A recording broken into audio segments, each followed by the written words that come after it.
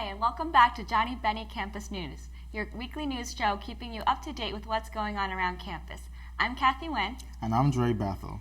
Thank you for joining us today. This weekend, SJU Outdoor U is sponsoring a workshop aimed at helping us all to better understand and communicate about this generation's greatest challenges, climate change. This workshop includes interactive sessions incorporating writing, reflective listening, activities, and storytelling. This event is open to the public and is free for students. For more information, visit the Outdoor U website.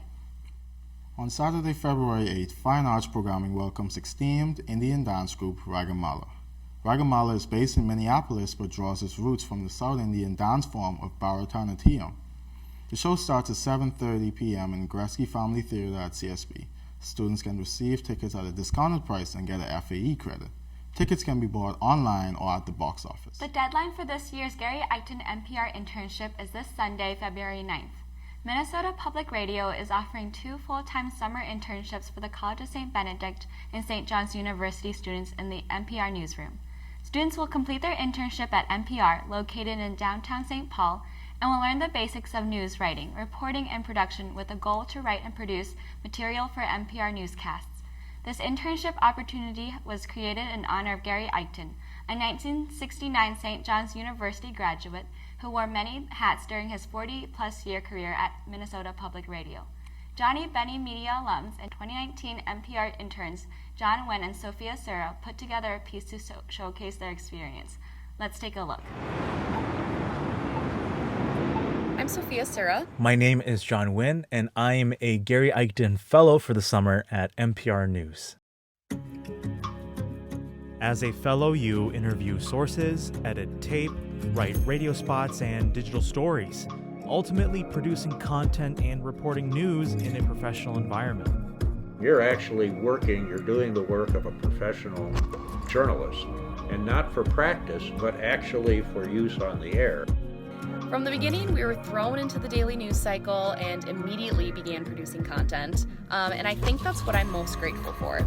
You know, it's one thing to be the fellow in the newsroom, but to be able to contribute to the news flow and have my voice heard is another.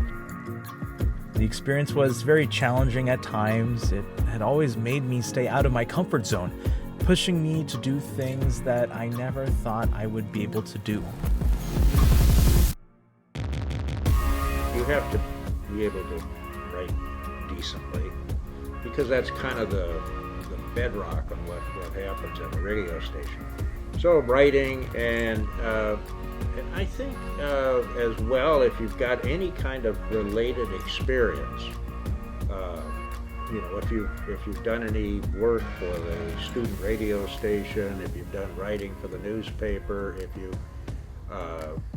maybe get a job at one of the local broadcast outlets, something like that, that would be a big plus as well.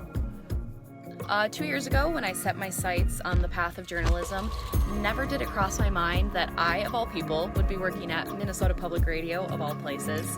The things I have learned and the amount I've grown in these 3 months is immeasurable. I've learned how to voice things for the radio and how to make myself sound more presentable. I better learned how to conduct an interview and get the most information out of people. I have become more confident in myself and in my abilities. I fell into journalism during college, and I was always on the fence in terms of pursuing a career in the field, but because of this experience, I am convinced that I want to stay in public media a little while longer. I mean this sincerely. I think that this fellowship or internship is a real model of how these kind of programs can work and probably should work, because everybody benefits. Actually, there isn't any time spent delivering coffee to people or chit-chatting. I mean, you come in green as grass, and you're going to leave guaranteed as a professional broadcast journalist by the end of the summer. Now, you may never want to do that for a living. You may decide, I don't want any part of it, but you now have a skill that you didn't have at the start of the summer. You also now know how the media works from the inside.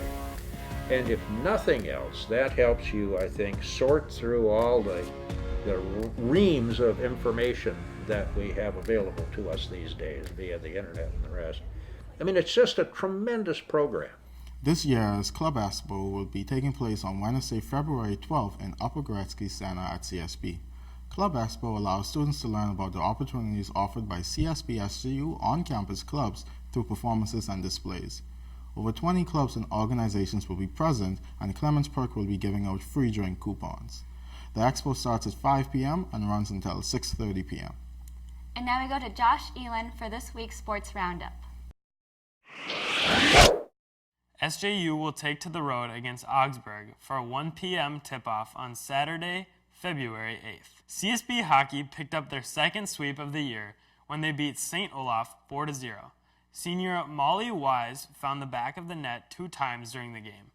Emily Lemker and Courtney Conlon joined in on the scoring fun to close out the game. First-year goalie Allie Franzik picked up her 3rd shutout of the year with 18 saves. The Bennies hit the road to St. Paul on Friday, February 7th for a date with rival St. Thomas. Johnnie Hockey also picked up a sweep with a shutout win over St. Olaf by a score of 2-0. Junior Ryan Kiro was first to strike with his team leading 9th goal of the season before first-year Jack Johnson added the 2nd goal with an empty netter late in the 3rd period. The Johnnies will be home for their game against St. Thomas on Friday, February 7th at 7 p.m. CSB Track and Field is boasting a total of 12 top 5 finishers from the Falcon Invite in UW River Falls. Junior Madison Brown and sophomore Stephanie Pickthorn each had a pair of top 5 finishes. Brown had a season-best time of 8.30 seconds in the 60-meter dash to take 4th, and she also finished 5th in the 200 in 27.64 seconds. Pickthorn was a close 2nd in the high jump, as well as 5th in the 60-meter hurdles. The Bennies will be back on Friday, February 7th, when they head to the Hamlin Invite.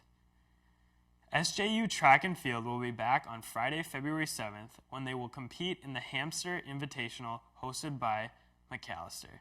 Events start at 5 p.m. I'm Josh Elin, and this has been this week's Sports Roundup. Now back to the desk. Thanks, Josh. That's all for this week's episode of Johnnie Bennie Campus News. I'm Dre. And I'm Kathy. Thanks for tuning in, and be sure to check back next week.